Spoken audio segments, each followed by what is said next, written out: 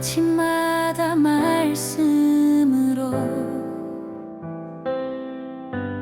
밝은 빛을 거룩하고 자비로우신 하나님 아버지, 만물이 겨울의 잠에서 깨어나 생명의 기운을 뿜어내는 이 3월의 넷째 주일, 저희를 거룩한 예배의 처소로 불러주심에 무한한 감사를 드립니다. 메마른 대지 위에 봄비가 내려 생명을 틔우듯 메말랐던 우리 영혼에 성령의 단비를 부어주셔서 주님을 향한 뜨거운 사랑이 회복되는 시간이 되게 하여 주시옵소서. 이 시간 특별히 우리 인간들의 죄를 대속하시기 위하여 십자가에서 고통을 당하신 예수 그리스도의 크신 사랑을 기억하는 시기입니다. 우리를 위해 멸시와 고초를 당하시고 십자가의 길을 묵묵히 걸어가신 주님의 발자취를 따라가기를 원합니다. 입술로는 주님을 사랑한다 고백하면서도 삶의 현장에서는 여전히 세상의 정욕과 안일함을 쫓았던 우리의 연약함을 용서하여 주시옵소서. 주님의 고난이 나의 죄 때문임을 뼈저리게 깨닫게 하시고 십자가의 보혈로 우리의 심령을 정결케 씻어 주시옵소서. 이 나라와 민족을 위해 기도합니다.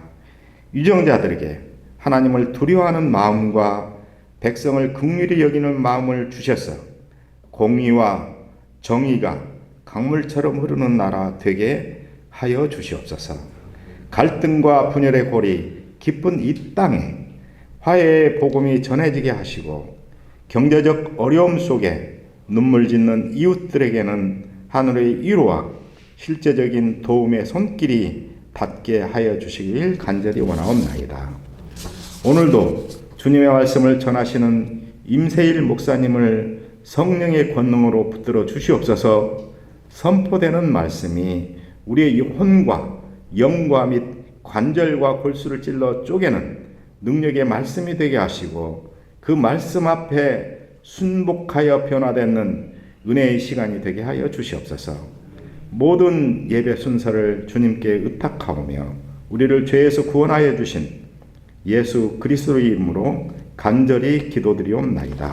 아멘. 고루 고루 고루 전능하신 주님 일어나 제물이 주를 찬송합니다. 고루 고루 고루 자비하신 주님 성삼위일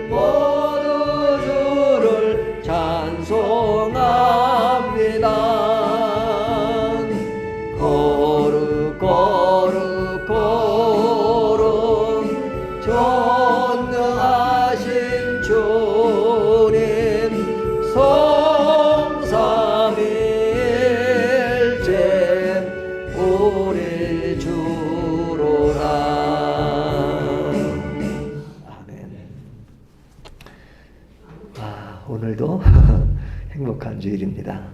얼굴 뵈니까 너무너무 좋은데요. 인사 한번 나눌까요?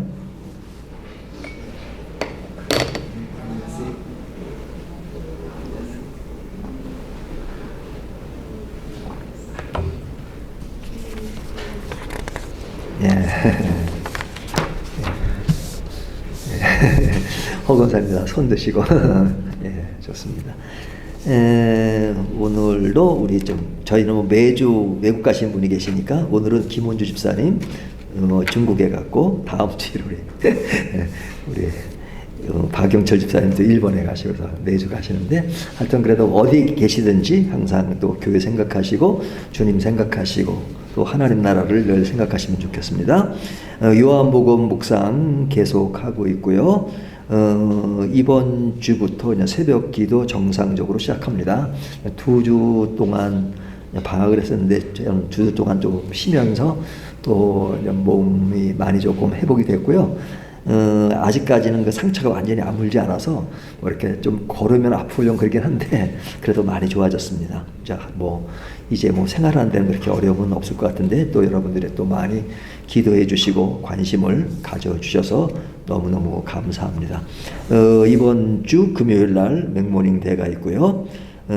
이제 예배 시작하면서 찬양이 있는데요. 우리 서기범 장로님이 오늘 실수했는데 괜찮겠습니까? 잘하셨어요. 예.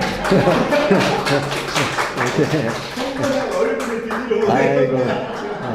오케이. You are better than me. 예, 잘하시고. 알겠습니다. 이제 두 번. 본사를 시켜요. 본사를 시켜야겠습니다. 두 번째 하셨는데 이렇게 실력 발휘가 나오는 것 같습니다. 너무너무 잘하고 계시고 이제 한 3번, 4번 가면 좀 완전히 좀 프로가 되실 것 같은데요. 너무너무 감사하고 아주 너무너무 좋습니다. 자, 우리 잠시 기도하겠습니다. 하나님 아버지 감사합니다. 오늘도 이렇게 모여서 함께 예배하게 하시니 감사합니다. 주님의 사랑과 주님의 은혜가 늘 우리를 감싸게 하신 것을 더욱더 깊이 의식하며 주님이 원하시는 길을 더 기쁘게 갈 수 있도록 해 주십시오. 정말 주님의 사랑이 아니면 우리의 삶은 한순간도 살 수 없는데 주님의 사랑 때문에 살아갑니다. 주님의 사랑 때문에 우리의 삶이 의미가 있습니다. 주님이 사랑하시기 때문에 우리가 이렇게 가장 큰 것을 바라보며 살고 있습니다. 오늘도 내일도 늘 주님 안에서 주님을 주인으로 모시는 삶의 풍요로움을 더 깊이 맛보며 살게 해 주십시오. 주님의 은혜에 감사해서 주님께 물질을 드렸습니다. 물질을 드릴 때마다 늘 주님의 나라를 생각하게 하시고 주님의 나라가 이 땅에 실현되는 것을 최고의 소망으로 알 수 있도록 해 주십시오. 예수님의 이름으로 기도합니다. 아멘. 말씀 봅니다. 창세기 27장 1절에서 4절 말씀입니다. 창세기 강의 87번째 시간입니다. 1절부터 4절까지 우리 같이 한번 읽을까요? 같이 읽겠습니다. 시작. 이삭이 나이가 많아 눈이 어두워 잘 보지 못하더니 맏아들 에서를 불러 이르되 내 아들아 아메. 그가 이르되 내가 여기 있나이다 하니 이삭이 이르되 내가 이제 늙어 어느 날 죽을는지 알지 못하니 그런즉 내 기구 곧 하살 통과 활을 가지고 들에 가서 나를 위하여 사냥하여 내가 즐기는 별미를 만들어 내게로 가져와서 먹게 하여 내가 죽기 전에 내 마음껏 내게 축복하게 하라. 아멘. 오늘 말씀 1절을 보면 이삭이 나이가 많아 눈이 어두워 잘 보지 못하더니 이렇게 시작을 하죠. 지금 이삭이 육체의 눈이 어두워졌다 그렇게 말합니다. 근데 이 어두워진 것은 자연스러운 현상이죠. 왜 자연스러운 현상이냐면 1절을 보면 이삭이 나이가 많아서 뭐 귀가 잘 안 들릴 수도 있고 눈이 잘 안 보일 수도 있죠. 물론 연세가 많아도 잘 보시는 분은 참 그건 보너스고, 예, 세월이 가고 몸이 쇠약해지면 뭐 눈도 귀도 또 몸 움직이는 것도 뭐 약해지는 것은 당연한 것이죠. 그런데 여기에 1절에 이삭이 나이가 많아 눈이 어두워졌다. 이 말은 자연적인 현상이니까 여기에는 아무런 문제가 없습니다. 하지만 오늘 본문이 1절로 끝나는 것이 아니라 2절, 3절, 4절로 가면 그 내용을 보면 그가 단순히 육체적인 눈만 어두워진 것이 아니라 그의 신앙적인 눈이 어두워졌다 하는 것을 보여주고 있죠. 그러니까 뭐 육체의 눈이 어두워지는 것은 세월이 가면 그럴 수 있지만 영적인 눈은 우리의 어떤 육체적인 것과 비례하지 않고 몸은 쇠약해져도 나이는 많아져도 영적인 것은 그와 비례해서 약해지는 것이 아니라 더 나아질 수도 있고 더 좋아질 수도 있는 것이 영적인 부분입니다. 하지만 오늘 본문은 1절에 단순히 육체적인 약함이 있다는 정도로 끝나는 것이 아니라 그의 신앙적인 눈도 어두워졌다 하는 것입니다. 그 눈 두 가지가 지금 겸용한 거죠. 육적인 눈과 신앙적인 눈이 어두워졌는데 이 두 가지 눈이 어두워져서 어떤 길을 가고 있느냐. 첫 번째 보면 그의 아들이 에서와 야곱이 있잖아요. 근데 에서와 야곱을 잘 분별하지 못합니다. 누가 에서인지 누가 야곱인지 잘 분별하지 못해요. 근데 이것은 육체적인 눈이 어두워지니까 뭐 그럴 수 있죠. 하지만 큰 문제는 뭐냐면 하나님의 뜻을 분별하지 못하는 영적 감각이 무감각해지고 있다는 것에 문제가 있는 것이죠. 이 어둠은 어떻게 발전하느냐? 그 내용 속에 벌어지는 가정의 일을 보면 야곱의 속임수, 에서의 분노, 가정의 갈등을 이루게 되는데 그 출발점의 그 동기는 뭐냐? 이삭의 눈이 어두워졌다는 겁니다. 그러니까 육체의 눈이 흐려지니까 속임을 당할 수 있죠. 그것은 뭐 그럴 수 있습니다. 하지만 신앙적인 눈이 흐려졌기 때문에 하나님의 뜻을 잃었습니다. 이것이 문제입니다. 따라서 오늘 본문은 영적으로 육적으로 흐려진 그의 눈으로 발생하는 사건을 다루고 있는데요. 이 내용은 오늘날 우리 성도들도 눈이 좋아야 한다는 것을 전제로 하죠. 예, 뭐 육체적인 눈도 좋으면 좋죠. 하지만 그거야 뭐 어쩔 수 없이 오는 것이니까 뭐 그것은 어쩔 수 없다고 하지만 우리의 신앙적인 눈은 좋아야 된다 하는 것을 딱 이 내용 자체가 담고 있습니다. 신앙적인 눈은 반드시 좋아야 한다 하는 전제를 담고 있는 것입니다. 근데 이 신앙적인 눈과 육체적인 눈은 비례하지 않죠. 어떤 사람은 육체적인 눈은 아주 안 좋아요. 하지만 영적인 눈이 좋습니다. 그러면 사실은 그것은 말할 수 없을 좋은 상태라고 말할 수 있죠. 그런데 육체적인 눈은 좋은데 영적인 눈이 좋지 않다 그러면 그것은 심각한 것입니다. 우리의 삶의 현장을 보면 역사적으로 헬렌 켈러라는 사람은 시각장애인으로 살았던 사람이지만 누구보다도 영적인 눈이 굉장히 밝았던 사람입니다. 그가 남긴 시각장애인으로 살아왔지만 그가 남긴 신앙적인 것은 굉장히 밝고 아름답고 남들이 보지 못하는 세계를 보았던 사람의 이야기가 그 속에 있죠. 그것을 성경은 우리에게 원합니다.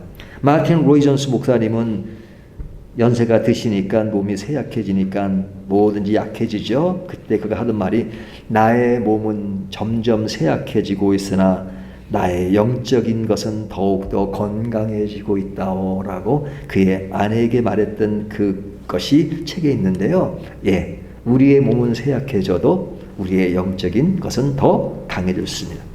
저희 교회를 별명을 시니어 교회라고 언제부터 부르잖아요. 시니어 교회는 육체적으로 약해질 수밖에 없습니다. 하지만 시니어 교회이기 때문에 신앙적인 눈도, 신앙적인 몸도, 신앙적인 그것도 약해진다 그러면 그것은 아닌 것이죠. 우리의 비록 외형적인 것은 약해진다 하더라도 우리의 신앙적인 영적인 눈은 더욱더 밝고 더욱더 건강하고 더욱더 앞으로 나간다면 그것처럼 아름다운 것은 없겠죠. 자, 오늘 말씀을 보면 지금 이삭이 지금 그의 아들 에서를 부릅니다. 그 부르는 장면을 1절을 보면요. 이삭이 나이가 많아 눈이 어두워 잘 보지 못하더니 맏아들 에서를 불러 이르되 내 아들아 하매. 그렇죠? 내 아들아, 내 아들. 이 내 아들아 하는 그 표현 속에 뭐가 담겨 있습니까? 굉장히 사랑스러움이 담겨져 있죠. 다정한 애정을 보여줍니다. 그러니까 아버지가 아들을 사랑하는 것은 너무 당연한 것이죠. 그리고 그런 애정이 있어야 되지 않겠어요? 그러나 그 사랑이 하나님의 뜻을 향하지 않고 자기의 욕망을 향할 때 그 욕망 안에서 부르는 그런 다정함이라면 그것은 문제가 있죠. 사랑 자체보다 그 사랑이 어디로 향하고 있는지가 더 중요합니다. 사랑은 다 중요해요. 하지만 더 중요한 것은 그 사랑이 어디로 향해 있느냐. 자녀를 사랑하지 않는 부모가 어디에 있습니까? 대부분 다 사랑하죠. 간혹 그러지 않는 부모도 있긴 하지만 대체적으로 사랑하잖아요.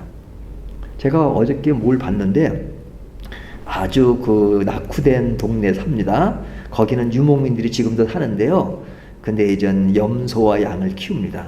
근데 이전 양을 키울 때 이렇게 젖을 짜서 우유를 구하기 위해서는 이렇게 또 이제 그런 또 양을 또 이렇게 사야 되는데 그걸 구입해 오는데 뭐 모든 시설이 발전되지 않으니까 양을 사러 가면 그 어미 양을 갖다 데려와야 됩니다. 근데 이렇게 사람이 들고 올 수 없잖아요. 근데 그거 양을 데려오는 방법이 굉장히 신기하게 느꼈어요. 뭐냐면 그 새끼를 딱 그 사람이 들고 오더라고요. 새끼 딱 들니까 끝이야. 예? 그 새끼를 딱 이렇게 딱 팔에 앉으니까요. 자연히 그 어미 양이 따라와요. 자기 새끼를 그렇게 사랑하니까. 그러니까 동물도 자기 새끼를 그렇게 사랑하는데 뭐 부모가 된 우리 사람이 자기 자녀를 사랑하지 않는 사람이 어디에 있습니까? 사랑하죠. 하지만 오늘 본문은 뭐냐면 내 아들아 불렀다는 그 이삭의 다정스러움이 문제가 아니라 그렇게 다정스럽게 부르는 이삭이 그 사랑이 어디를 향해 있느냐, 어느 방향으로 가고 있느냐 하는 것에 더 문제를 두고 있죠. 그 방향은 편애입니다. 편애. 예? 한쪽으로 기울어졌어요. 한쪽으로 기울어졌을 뿐 아니라 자신이 더 중심에 서 있다는 것이죠. 자신이 더 좋아하는 것에 중점을 두고 그래서 사실 뒤에 보면 만들어지는 것이 가정 안에 갈등과 불화를 낳는 씨앗이 되잖아요. 그러니까 이런 사랑은 결국은 하나님의 말씀을 잊게 합니다. 하나님의 말씀을. 그러니까 이삭이 그 전에 보면 하나님의 말씀을 잘 들었던 그런 모습이 있지만 지금 보면 하나님의 말씀과는 좀 거리가 먼 그런 모습을 보여주고 있잖아요. 자녀를 사랑하는데 왜 하나님과 사랑이 멀어지느냐? 그 사랑이 방향이 잘못돼서 나 중심의 사랑이다 보니까 그 사랑이라고 말하지만 나를 위주로 하는 사랑이기 때문에 그 사랑은 본질에서 많이 벗어나 있는 것입니다. 오늘날 한국 교회를 보면 굉장히 문제를 삼는 것이 있는 교회 세습이잖아요. 세습. 교회 세습을 이야기할 때 그 아버지가 아들에게 교회를 물려주는 것 그런 것을 보면 자녀 사랑이란 말을 하거든요. 그러나 그 속에는 자녀 사랑이 아니라 자기의 욕심이 많이 반영된 것을 많이 보이죠. 그러면서 자녀 사랑이라고 말하죠. 사랑하니까 그런다. 하지만 사랑한다는 말은 하지만 그 속을 깊이 들여다보면 자녀 사랑이 더 큰 것이 아니라 나의 이기심을 더 만족시키고 충족시키고 나의 욕심을 채우기 위해서 행해지는 그런 사랑이라면 비록 외형적으로 내 아들아 라고 다정스럽게 부르는 그런 아주 외적인 다정함이 있지만 그러나 그 속에는 다정함이 있는 것이 아니라 자기의 욕심과 자기의 이기심과 자기 만족과 자기 것만을 추구하는 그런 아주 어두운 것이 자리를 잡고 있기 때문에 결국 외형적으로 평가될 수 없는 것이죠. 그래서 3절을 보면 그 사랑이 나를 위한다는 것이 굉장히 크게 반영되어 있습니다. 나를 위해서.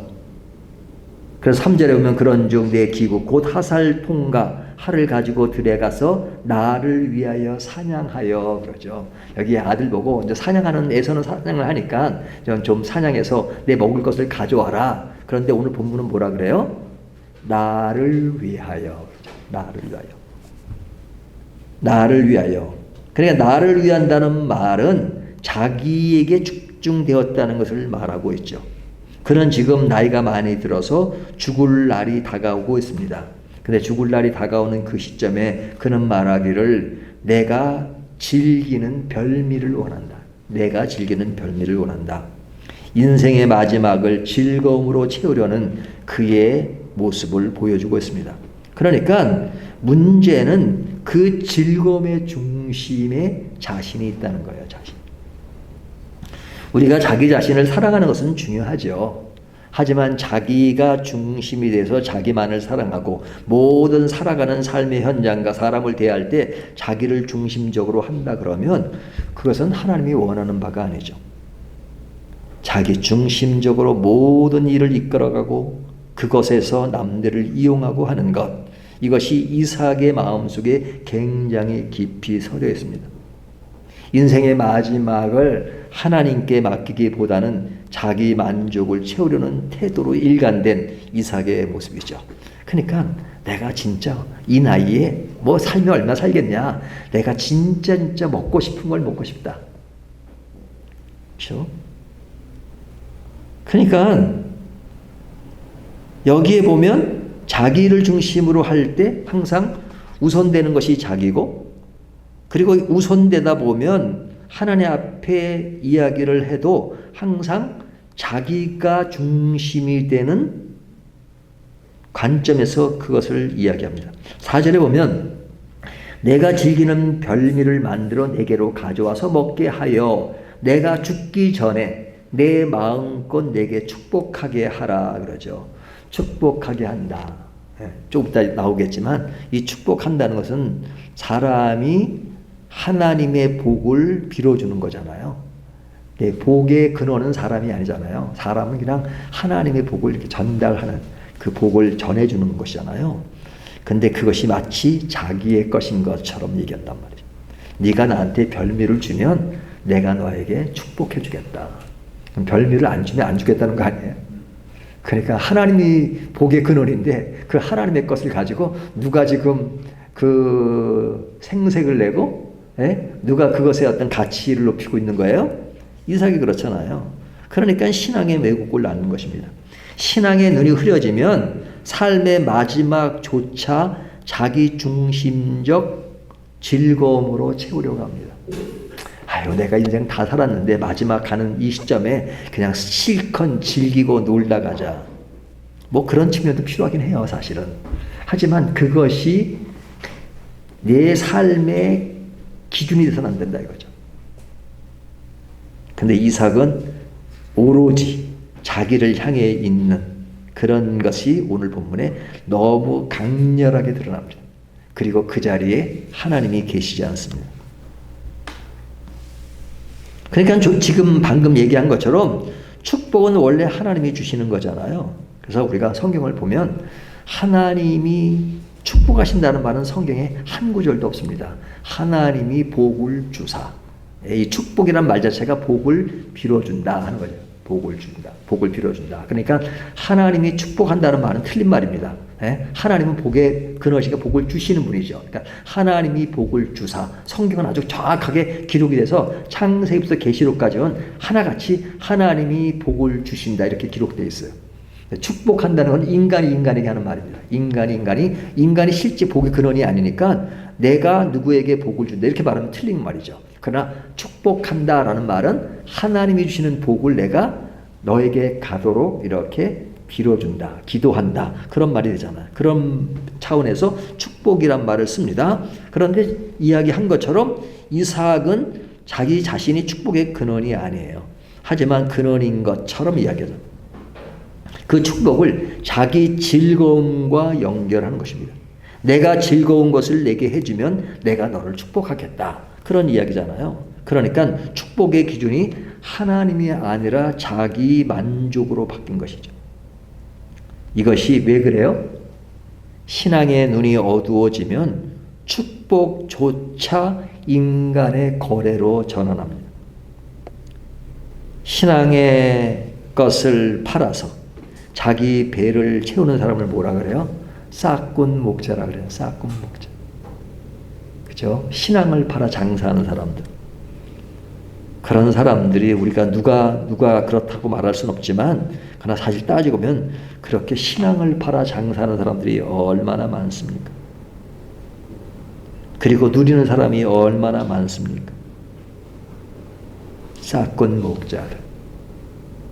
근데 우리가 그런 모습을 비판할 수 있지만 사실은 내 자신 안에도 그런 모습이 없느냐. 내가 하나님이 주시는 이 신앙, 하나님이 주시는 은혜, 하나님이 주신 그런 것들을 감사하며 이런 것을 나에게 부여하신 하나님이 계시기 때문에 내 인생은 아름다운 것이구나 라고 모든 것을 하나님께 돌리고 하나님을 생각하는 삶이 아니라, 주시기는 하나님이 주셨는데 어느 시점부터는 딱 그것이 내 것이 해가지고 내가 이제는 그 주인 자리에 딱 올라서 있는 겁니다. 그러니까 항상 할렐루야 아멘 하는데 자세히 들여다보면 진짜 하나님을 위한 것이 아니고 나를 위한 거예요. 그러면서 장사하죠. 그러면 신앙을 팔아서 내가 이익을 보고 내가 챙기고, 그리고 하나님은 그런 것에 이용 가치가 있는 셈이 되잖아요. 그런 것들이 없는가 하는 것을 생각합니다. 사실은 이삭에 대해서 지금 상당히 비판적으로 많이 얘기하지만 이삭이 뭐 신앙을 떠났다거나 신앙에서 완전히 뭐 이탈된 그런 모습은 아니잖아요. 지금 어떤 그 인생의 과정 속에 지금 이 부분만 뜯어서 보니까 완전히 어두워져서 신앙적으로 자기중심적인 것을 지금 강조하니까 이 부분이 더 크게 부각되는 것입니다. 하지만 기본적인 신앙을 가지고 있는 사람이잖아요. 그가 완전 타락해가지고 하나님을 버리고 그런 사람이 아니잖아요. 하지만 어두워지면 자신도 모르게 그렇게 갑니다.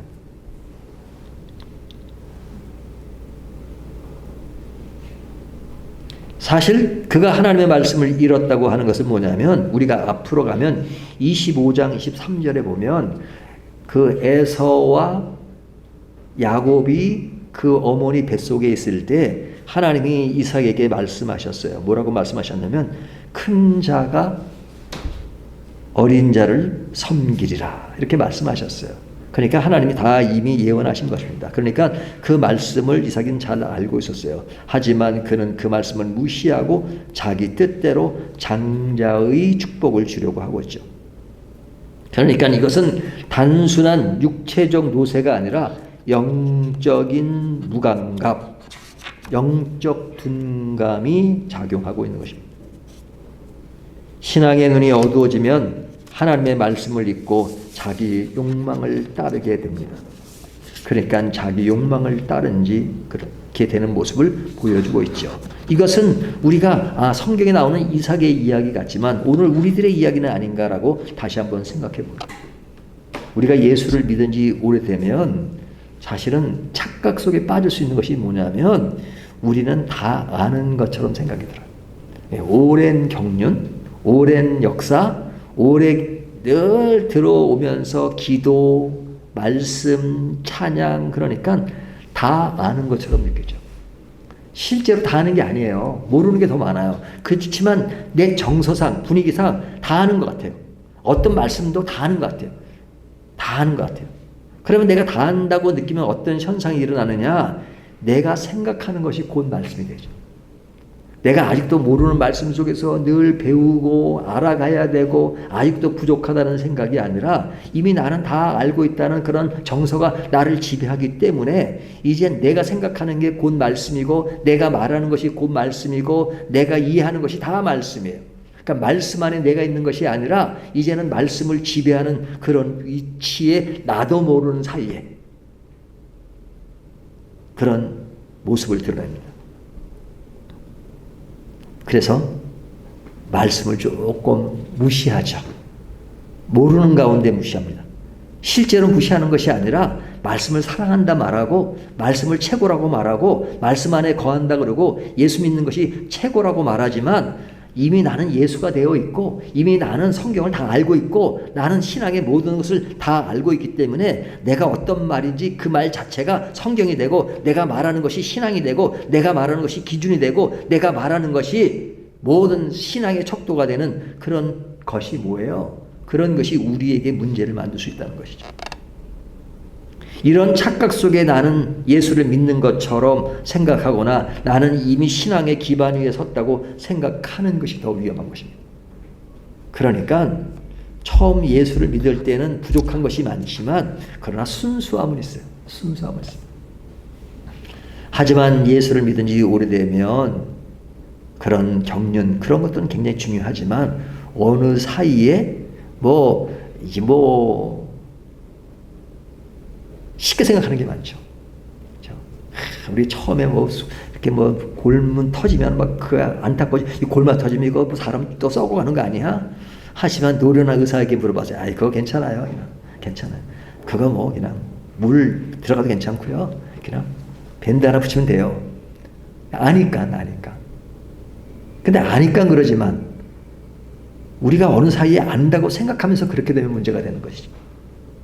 근데 그런 요소가 우리를 지배할 수 있다는 것이죠. 그것이 오늘 본문에 나오는 이삭의 말 속에 그의 생각 속에 굉장히 많이 잠재되어 있죠. 하지만 앞으로 가면 25장 13절에 하나님이 말씀하신 것들은 지금 잊고 있다고요. 그래서 되어지는 일이 뭐냐? 가정의 불화를 만들었잖아요. 하나님의 언약의 길을 바꾸려고 했습니다. 하나님의 언약의 길은 에서가 아니라 야곱이라는 것을 하나님은 너무 명료하게 이야기해 주셨어요. 그리고 그런 것을 볼 수 있는 과거의 사건이 있었어요.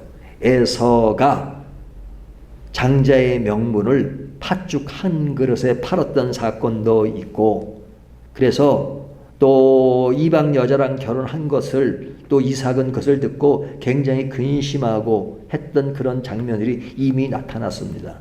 하지만 그런 과거가 있다 할지라도 또 하나님이 들렸던 그런 음성이 과거에 존재했다 할지라도 그의 신앙적인 눈이 어두워지니까 그런 모든 것들은 다 감추어지고 그리고 이제는 내가 죽기 전에 별미를 먹고 그리고 나를 위해서 좀 뭐가 해라. 그러면 내가 그렇게 하면 너를 축복하겠다라고 하나님의 언약을 거래하는 그런 모습이 이삭에 나타난 것은 바로 육체적인 눈이 어두워서가 아니라 신앙적인 눈이 어두워져서 나타난 현상인 것을 보여주고 있죠.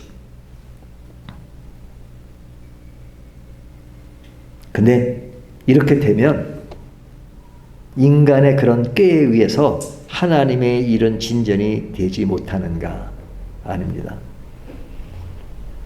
아무리 인간이 길을 계획할지라도 그 걸음을 인도하는 자는 여호와시니라고 말씀하신 것처럼 인간이 억지로 모든 역사를 만들려고 하지만 그 역사가 인간 마음대로 되는 것이 아닙니다. 인간이 힘을 가지면 모든 것이 다 되는 것 같고 그래서 그의 모든 것들이 발휘될 것 같지만 그러나 끝까지 가봐야 합니다. 하나님의 길을 어느 누구도 막을 수가 없습니다. 우리가 인간적으로 보면 사실은 야곱이 좀 얄미워요. 그렇죠? 깨가 많고 속이고 그런 거잖아요. 에서는 조금 듬직한 데가 있어요. 그죠? 사냥꾼다운 면목으로. 그리고 뭐 그냥 그 장자의 명분 그런 거 중시하지 않고 그냥 파출한 거를 할 정도로 그것이 부정적인 것으로 보면 뭐 나쁘지만 또 한편으로 인간적인 어떤 남자다움으로 보면 또 아싸란 것도 있어요. 그냥 너무 그냥 딱 부러져요. 딱 부러져. 에서는 딱 부러져. 그런 사람이 사람들에게 더 호응을 받을지 모르겠어요. 에서는 야곱은 좀 얄팍하고 깨가 많고 그런 모습이 좀 있잖아요. 하지만 하나님의 역사가 진전되는 언약이 진전되는 것을 보면 인간의 생각을 능가하잖아요. 이삭은 이미 그런 모든 것들을 에서를 통해서 가도록 그의 정가를 알고 그리고 그의 문제가 있음에도 알고 또 하나님의 말씀이 분명히 있음에도 불구하고 에서를 향했단 말이죠. 그럼 결국은 에서의 생각대로 되었느냐? 그러진 않잖아요. 우린 뒤에 말씀을 다 알고 있잖아요. 하나님은 인간에게 흔들리는 분이 아니십니다. 우리가 생각하잖아요. 저 신학교 다닐 때 신학생들이 이렇게 좀 너무너무 확신에 차고 그리고 사명감에 타다 보면 하나님 저를 같은 사람을 신학교에 보내신 건 잘하신 일입니다. 저를 보내면 하나님이 이기죠. 제가 아니라 하나님을 좀 알리고 하나님을 진짜 사람들에게 전파하는 아주 위대한 하나님의 일꾼이 되었으니까 하나님 저 잘하신 거예요. 그렇게 하신 거 하나님 잘하신 거예요. 제가 없으면요 하나님 손해입니다. 그런 또 자기 착각에 빠진 사람이 간혹 있어요. 근데 하나님은 그 사람 없어도 하나님은 하나님의 길을 가십니다. 성경에 나오는 위대한 인물들이 많잖아요. 어떤 인물들을 우리가 꼽을 수 있을까요? 뭐 이 족장으로 하면 아브라함. 저 이스라엘 사람들에게는 최고의 족장이잖아요. 아브라함. 또 모세가 있고 또 다윗이 있고 그리고 신약에서의 그런 교회사를 형성한 바울이 있습니다.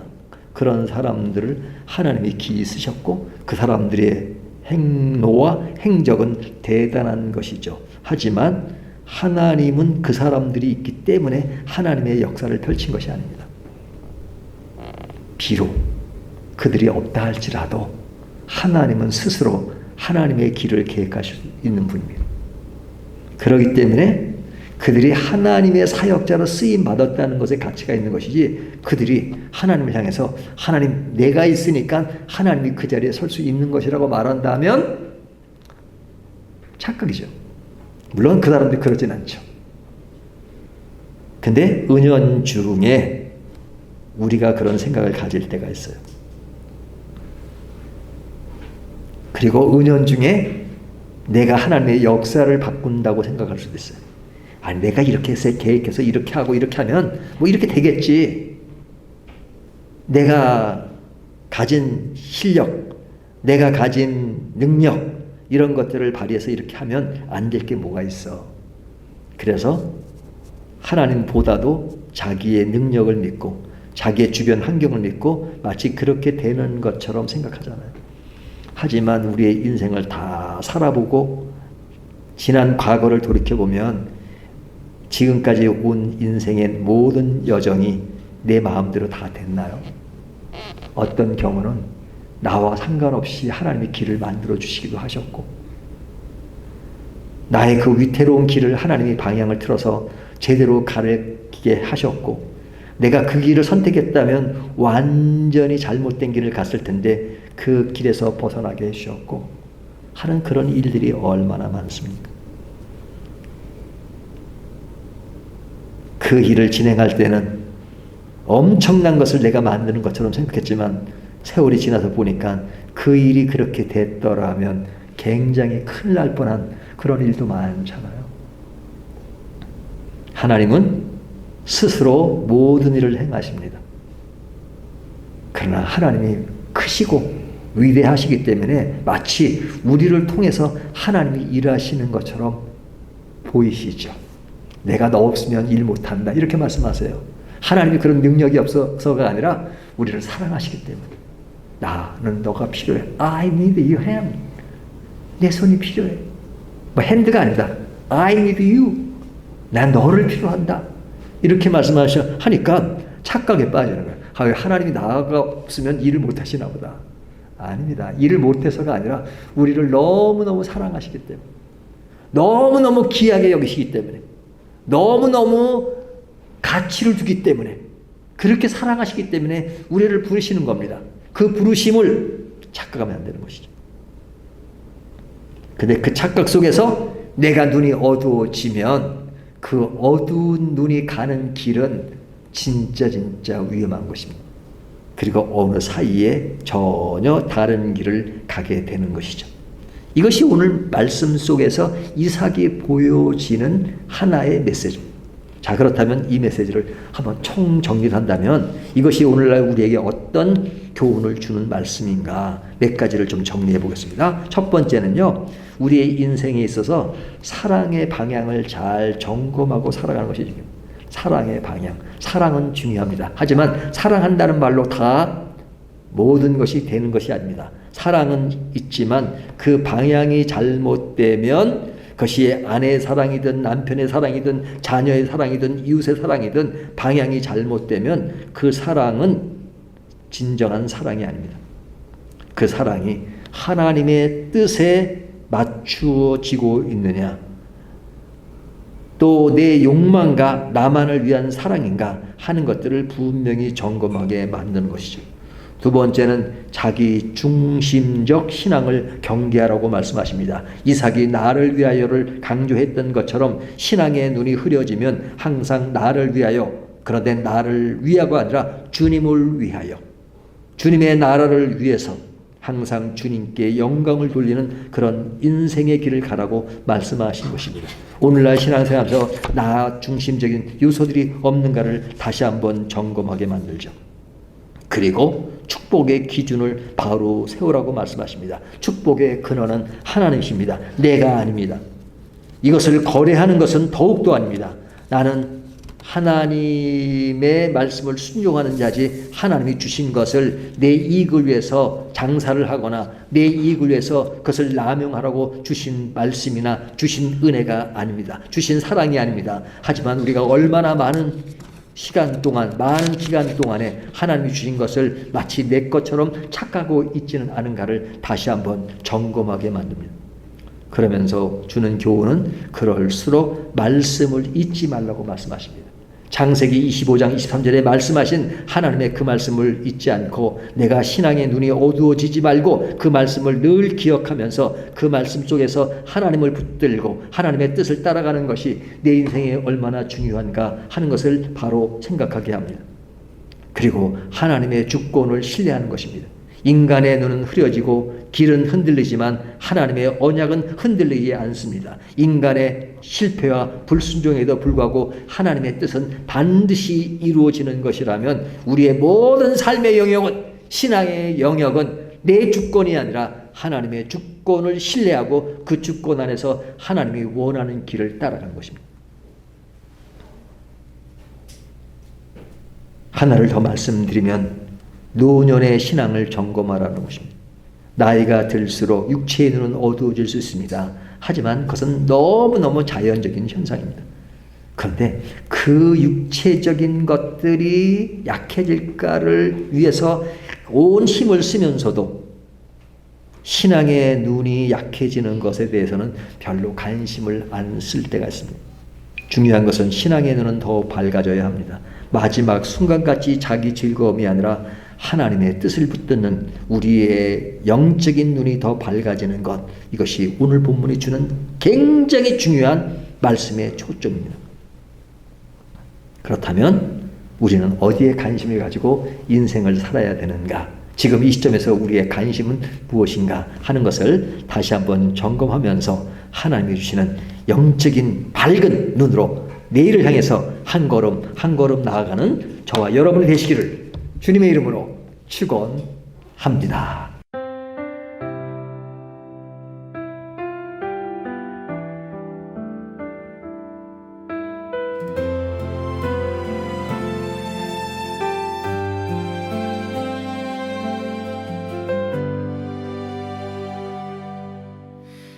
아침마다 말씀으로 밝은 빛을 채우네. 기도 속에 주님 계시고 숨결마다 찬양 되네. 밝은 교회 그 이름처럼 세상 속에